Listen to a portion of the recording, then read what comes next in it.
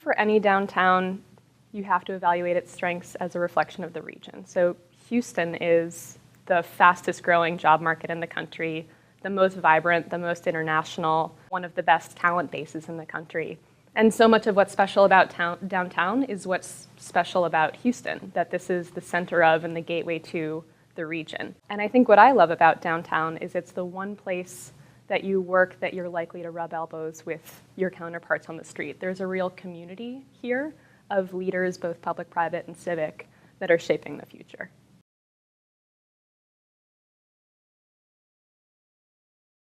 Downtown already has so many of the assets that the businesses of the future are seeking, which is why they're here already. And you hear from those who have chosen to be downtown, 150,000 workers or more, that what they love about being here is the walkability and the restaurants and the parks and the transit, and what they want is more of the same. And what the businesses of the future want is more of the same.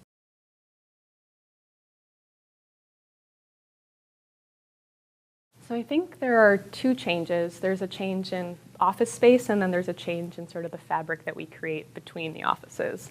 So within office space, you see, the square foot per employee going down quite precipitously across the country in all industries. We're automating a lot of the routine analytical and administrative tasks that no longer require people to sit in cubicles and file, and instead invite us to work together and collaborate. So within workspaces, we're seeing more collaborative space, less individual space, and smaller spaces overall.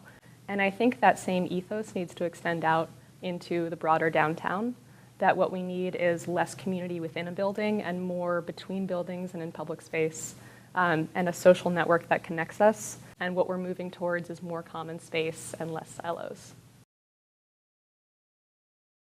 Downtown employment across the country is shifting from big companies at headquarters to smaller businesses that want to be near each other. And so co-working has become sort of the canvas for that activity. Finding space for an 8-person office is basically impossible in a traditional building. Nobody wants to lease an 8-person space. In a co-working facility, I can lease 8 desks and be in community with 70 or 80 other like-minded people. And that's really the advantage that a co-working space offers. I think as we get back to how can downtown grow and attract the businesses of the future, it's about incubating the businesses that will be big in 30 years now and how downtown can provide space that can support them.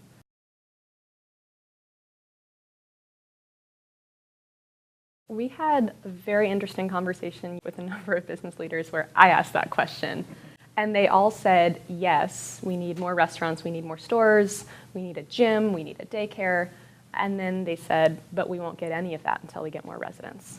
And so I found it very interesting that there's of course more that we could, should, and will provide, but that the first step is starting to broaden our community outside of just office, sort of supporting that visitation, not just tourists, but regional residents who are here for a day because this is the place to be, people who are moving to Houston who choose to live downtown instead of somewhere else, and building that community over time.